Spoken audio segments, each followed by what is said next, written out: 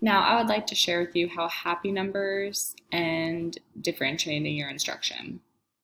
You can really individualize instruction, set goals, and track each individual's performance and the rate of their growth towards their goal. So let's start with just a reminder of reasons why you should differentiate your instruction. Initially, differentiating their instruction is individualizing instructions tailored to individual students' needs. We all know that all students are not at the same level and are not able to do the exact same things. So you may be surprised how easy it is to incorporate differentiated instruction into your classroom through the use of this resource. Differentiated instruction is proactive because all students are learners with differing needs. This program constantly assesses students.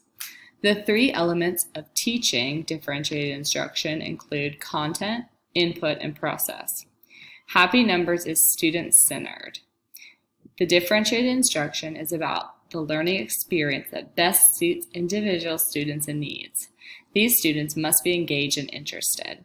I truly believe that Happy Numbers absolutely differentiates the content, input, and process. It definitely engages the students and interests them.